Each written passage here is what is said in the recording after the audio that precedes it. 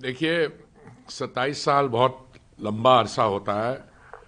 और लैंडस्लाइड जैसा शब्द जो है वो एक तरीके से सही भी है, आपका ऐसा शब्द इस्तेमाल करना।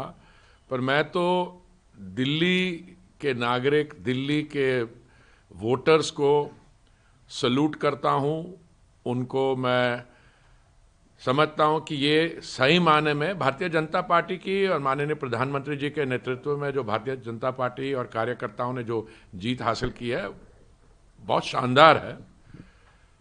पर इसके रियल विक्टर, रियल अगर किसी की जीत है तो दिल्ली के नागरिक की जीत है, क्योंकि इतने साल से उनको एक तरीके से उनकी डेवलपमेंट को, उनके जीवन को, pollution, river pollution, air pollution, ऐसी बातें करते जाते थे केजरीवाल जी। अब मैं तो आपके ही चैनल, आपके ही प्लेटफॉर्म के माध्यम से बहुत देर से कह रहा हूँ, बहुत समय से कह रहा हूँ कि दिल्ली की जो जनता है बहुत मैच्योर है।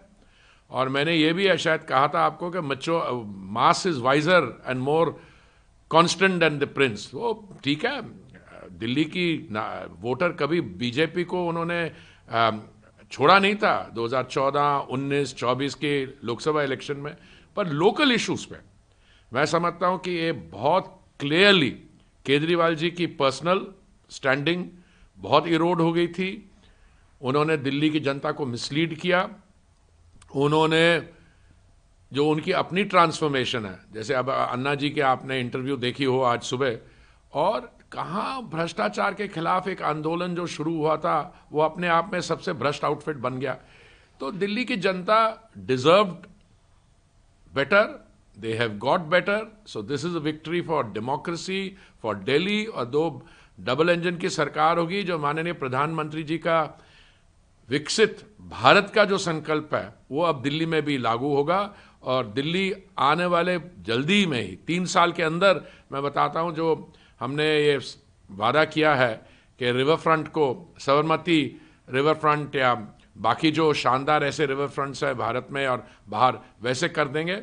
और दिल्ली जनता will be delivered, they have been delivered. आपदा से मैं उनको सबको बधाई देना चाहता हूं। सर, जो मुख्य रूप से अगर आम आदमी पार्टी के वोटर्स माने जाते थे, ये कहा जाता था कि जो स्लम एरियाज हैं या फिर जो मुस्लिम डोमिनेटेड एरिया है, लेकिन वहां पर भी हम देख रहे हैं कि आप लोगों की प्रचंड जीत आगे बढ़ रही है। देखिए शुरू से हम कहते आ रहे हैं कि ये जो हमारे बहन भाई जो बेचारे क्लस्टर्स में रहते हैं, बेचारे के मतलब क्लस्टर्स में रहते हैं, उनको कहते हैं जी बड़े गरीब, इकोनॉमिकली वीकर सेक्शन। भाई साहब, आपकी नीतियां खराब थी, इसलिए वो लोग वहां पे जाके उनको बसना पड़ा। पर माननीय प्रधानमंत्री जी ने, हमारी पार्टी ने कहा उनको जो भी सुविधाएं पहले से मिलती आ रही हैं वो मिलती रहेंगी, पर उसके अलावा हम क्या करेंगे। अभी आप देखिए, एक 3 सेक्शंस हैं जनरली मैं कहूँ। एक तो जो क्लस्टर्स में रहते हैं, दूसरा जो अनऑथराइज कॉलोनीज में रहते हैं, और तीसरा जो हमारी माइनॉरिटी कम्युनिटी की वोट है। उसमें मैं मुस्लिम कम्युनिटी भी, मेरे सिख कम्युनिटी में, हमारे पंजाबी, सबको अगर मैं देखा जाए, तीनों में बहुत ही सिग्निफिकेंट भारतीय जनता पार्टी ने इनरोड्स किए। जहां तक अनऑथराइज कॉलोनीज में जो लोग बसे हुए हैं, आपको याद होगा जब मैं उस मंत्रालय के साथ जुड़ा होता कुछ ही एक साल पहले, तो हमने कालका जी में, मुझे याद है, 3200 आवास उनको बना के दिए। बिधूरी जी की कैंपेन वहां से इस बारी शुरू हुई थी। अभी कुछ ही महीने पहले जेलर वाला बाग में 1800 आवास फ्लैट्स बना के दिए। माननीय प्रधानमंत्री जी ने पिछले 10 साल में 4 करोड़ हमारे भाइयों और बहनों को, जिसमें मालिकाना हक बहनों का है, आवास दिलवाए। जब उन्होंने फिर 2024 में दायित्व संभाला, उन्होंने कहा 3 करोड़ और बना के देंगे। तो एक तरह तो मोदी जी का ये डेवलपमेंट मॉडल है। और उसके तरफ इन्होंने क्या किया कि इन्होंने दिल्ली में जो देश भर में केंद्र सरकार की योजनाएं, उनको लागू ही नहीं करने दिया। अब आयुष्मान भारत जैसी योजना, तो इस बारी कहा कि ठीक है, आप कहते हैं आपके मोहल्ला क्लिनिक वर्ल्ड क्लास हैं, हम उनको छेड़ते नहीं, पर उसमें जो करप्शन है वो बंद कर देंगे। पर दिल्ली के हर एक नागरिक को अब आयुष्मान भारत योजना के तहत 10 लाख रुपए एक वर्ष में परिवार को ये सुविधा मिलेगी। देखिए, मैं आपके माध्यम से सिर्फ फिर मैं दिल्ली वासियों को बधाई देना चाहता हूँ, भारतीय जनता पार्टी के कार्यकर्ताओं को बधाई देना चाहता हूँ। इस बारी पूरे वो उन्होंने कोई कसर छोड़ी नहीं, और तभी आपने जो बोला क्लस्टर्स में, आप देखिए वहाँ पे क्या वोट पड़े। हमारी तो हमारे जो एरियाज हैं जहाँ पे 10% सिख वोट्स 10% से ज़्यादा, वहाँ पे भारतीय जनता पार्टी की शानदार शोइंग हुई है। जो हमारी कोई पंजाबी कम्युनिटी है जहाँ पे 10% ज़्यादा, वहाँ पे भी 22 में से 19 में बीजेपी लीड की है। तो चाहे क्लस्टर हो, माइनॉरिटी स्ट्रांग होल्ड्स हो जहाँ पे ज़्यादा वोट है, तो नतीजे बता रहे हैं। सर, आप लोगों ने तो आम आदमी के जो मुख्य फेस थे यानी कि अरविंद केजरीवाल को ही हरा दिया, तो क्या शीश महल हो या लिकर स्कैम हो, इन सब वजह से उनकी इमेज पूरी मैं पॉसिबल कि आई कैन बी मिसअंडरस्टूड। मैं ये कहूँगा कि केजरीवाल जी को सबसे पहले हराने का अगर कोई कारण है तो केजरीवाल जी खुद हैं, क्योंकि इस लेवल की गप मारना या फ्रॉड परपेट्रेट करना कि जी मैं आम आदमी हूँ, 1 रुपए का प्लास्टिक पेन डालूंगा, मैं मफलर डालूंगा, मैं सरकारी गाड़ी नहीं लूंगा, मैं ये नहीं करूंगा, और शीश महल तक पहुंच गया। देखिए, अच्छे घर में रहना बाय इटसेल्फ कोई प्रॉब्लम नहीं है।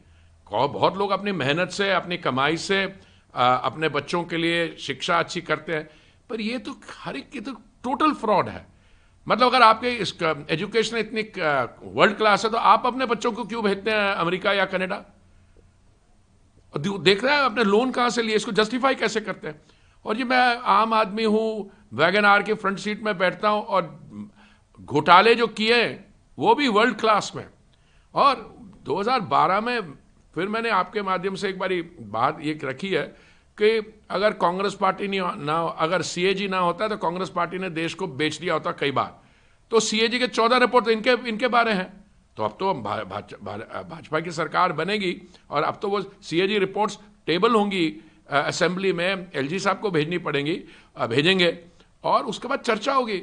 अरे आप शराब पीना चाहें ना पीना चाहें वो आपकी एक व्यक्ति जैसे पर्सनल पॉइंट, पर अगर आपके शराब के ठेके खोलने धार्मिक स्थान के बाहर, स्कूलों के बाहर, आरडब्ल्यूएस में, this is not on. Sir, Swati Maliwal उन्हीं की पार्टी की नेत्री कह रहे हैं कि अहंकार तो रावण का भी खत्म हुआ था। आपको लगता है कि अहंकार जो था ये डीएनए, हर एक डीएनए पे डिपेंड करता है। कुछ लोग होते हैं बिल्कुल ऊपर से मतलब इक्वलाइजेशन हो जाता है, पर उनके डीएनए में अहंकार रहता है। मैं इस पर पर्सनल कमेंट नहीं करना चाहता हूँ। स्वाति जी उनको ज़्यादा अच्छी तरह जानते हैं, मुझसे मिलते रहते थे जब मैं अर्बन अफेयर्स पोर्टफोलियो के साथ जुड़ा, बहुत बार आते थे, लंच करते थे, कॉफ़ी पीते थे मेरे साथ। बट मैं इस पर नहीं पढ़ूंगा क्योंकि वो एक बहुत ही इवॉल्व पॉलिटिशियन या कलाकार। और मैं यही कहूँगा कि ये डेमोक्रेसी सारे पॉलिटिकल सिस्टम में सबसे बेस्ट तो है, पर डेमोक्रेसी एक बड़ी अच्छी इक्वलाइजर और लेवलर भी है। तो अगर आपको लगता है कि आप बहुत किंग कॉन्ग हो गए हैं और अहंकार भी आ गया है, तो अगले दिन आपको रास्ता भी दिखा देती है डेमोक्रेसी। कांग्रेस 0 पर आ गई, बिल्कुल उठी नहीं थी 0 पे। अभी तो हैट्रिक है 0 का। 0 पे कहाँ गई? अगर तो आप कहीं 10 सीट पे होते और 10 से गिर के 0 पे आते तो आते। ये तो 0 से उठे ही नहीं है। पिछली 2 बार भी वैसे ही थे, अब भी तीसरी बार आ गया। सर, एक अंतिम सवाल, इतनी प्रचंड जीत जो मिल रही है आप लोगों को, सीएम फेस को लेकर बहुत चर्चाएं हो रही हैं। I am the wrong person to talk about that. देखिए, मैं शुरू से आपको यही कहता आ रहा हूं, भारतीय जनता पार्टी एक कार्यकर्ताओं की पार्टी है।